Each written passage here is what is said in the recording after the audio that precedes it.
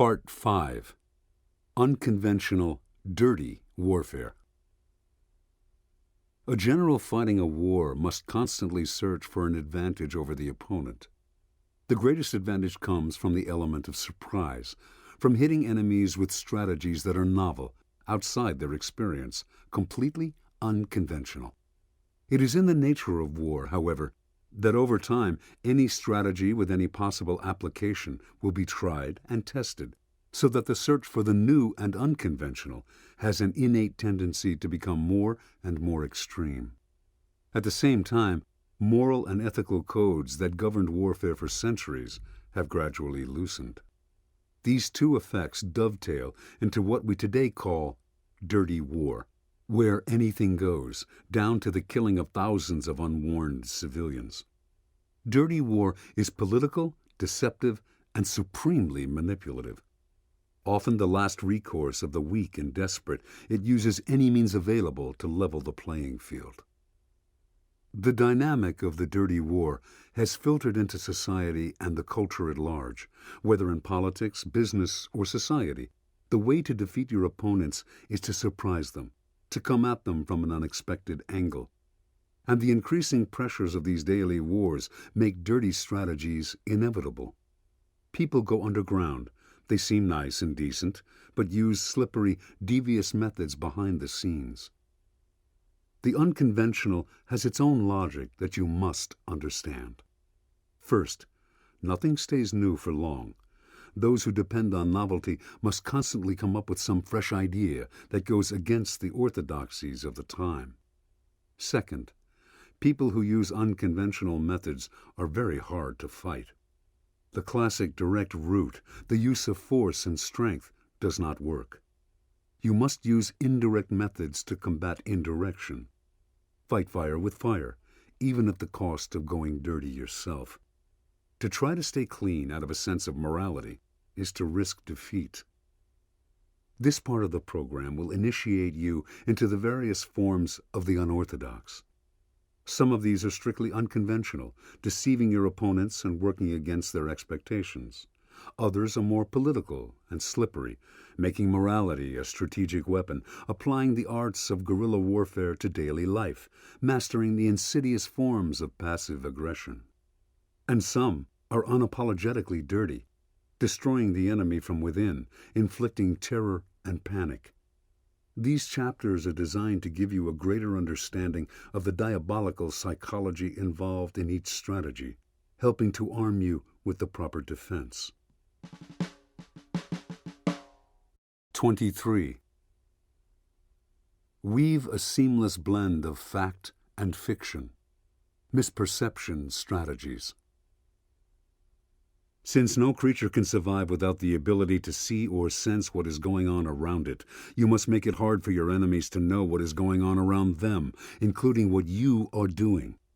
Disturb their focus, and you weaken their strategic powers. People's perceptions are filtered through their emotions. They tend to interpret the world according to what they want to see. Feed their expectations, manufacture a reality to match their desires, and they will fool themselves. The best deceptions are based on ambiguity, mixing fact and fiction so that the one cannot be disentangled from the other. Control people's perceptions of reality, and you control them. The False Mirror. On November 3, 1943, Adolf Hitler had a document distributed to his top generals, Directive 51. Which discussed his conviction that the Allies would invade France the following year and explained how to beat them. For years, Hitler had depended on a kind of intuition in making his most important strategic decisions, and time and again his instincts had been right. The Allies had tried before to make him believe that an invasion of France was imminent, but each time Hitler had seen through the deception. This time, he was not only sure that the invasion was coming, he felt he knew exactly where it would come. The Pas-de-Calais, the region of France along the English Channel that was the country's closest point to Britain.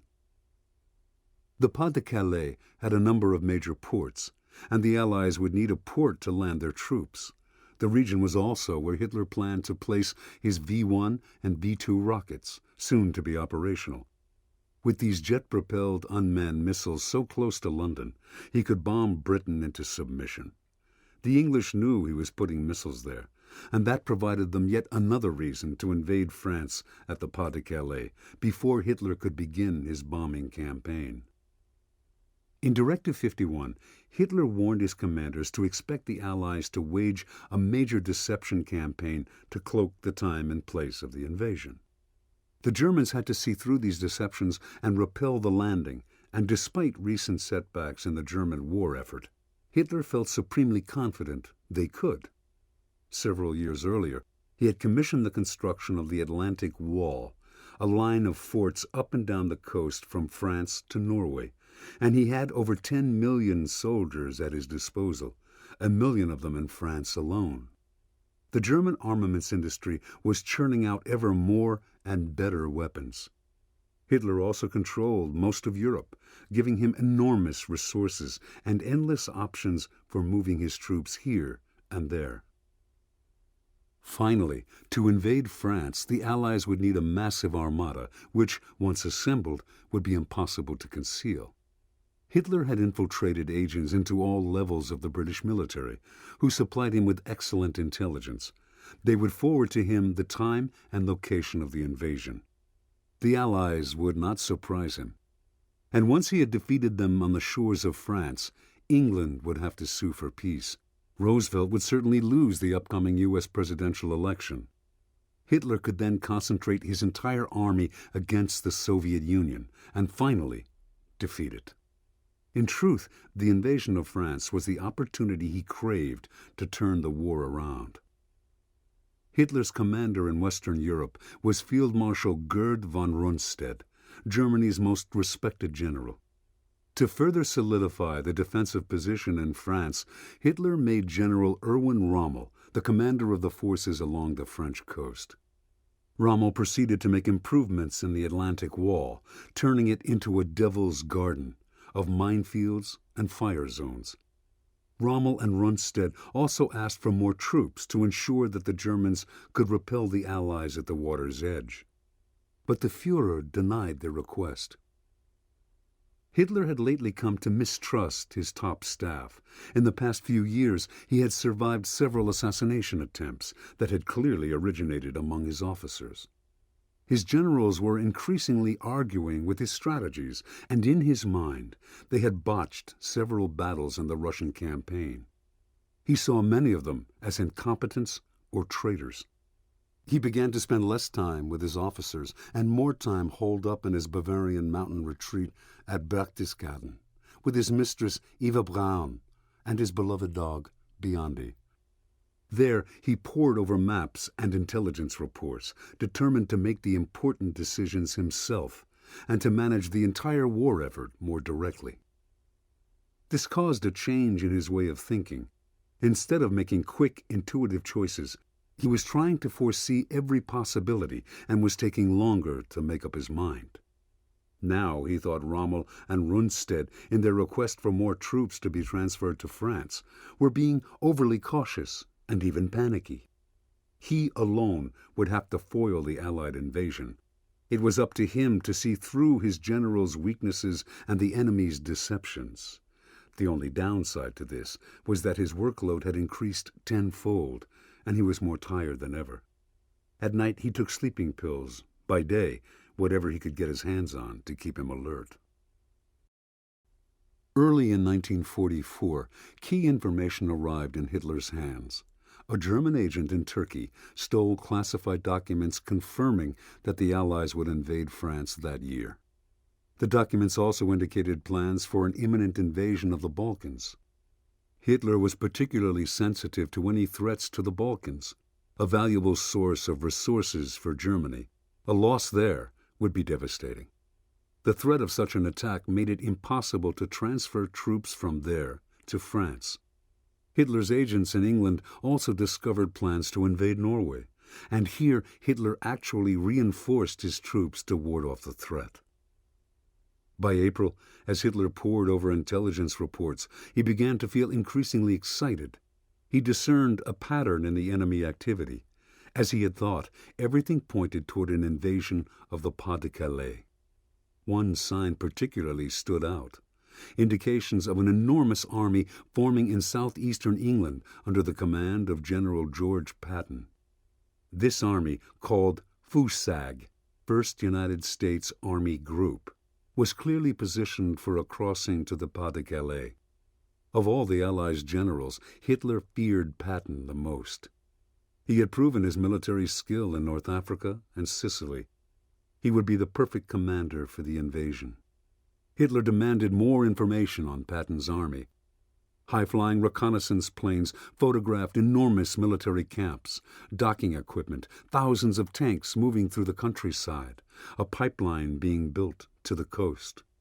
When a captured German general who had been imprisoned in England was finally repatriated, he caught glimpses of massive activity in the FUSAG area on his trip from his internment camp to London.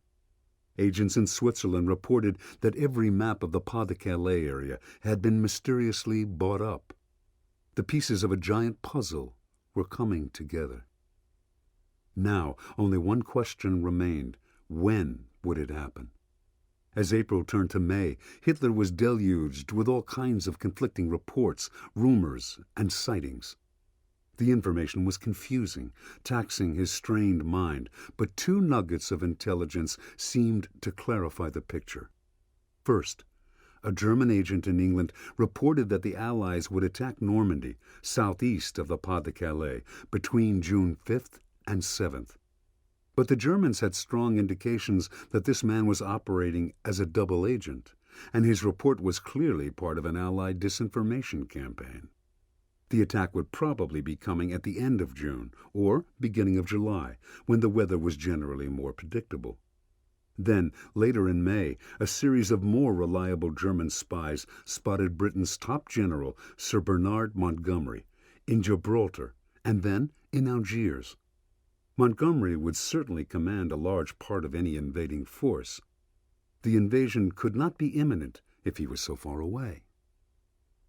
On the night of June 5th, Hitler pored over the maps. Maybe he was wrong. Maybe the plan was for Normandy all along. He had to consider both options. He would not be fooled in what might be the most decisive battle of his life. The British were tricky. He had to keep his forces mobile in case it was Normandy after all. He would not commit himself until he knew for sure. Reading the weather reports for the Channel, stormy that evening, he took his usual sleeping pill and went to bed. Early the next morning, Hitler woke to startling news. A massive invasion was underway in southern Normandy. A large armada had left England in the middle of the night, and hundreds of parachutists had been dropped near the Normandy coast. As the day progressed, the reports became more exact. The Allies had landed on the beaches southeast of Cherbourg. A critical moment had come. If some of the forces stationed in the Pas-de-Calais were hurried to the beaches of Normandy, the Allies could be pinned and thrown back into the sea.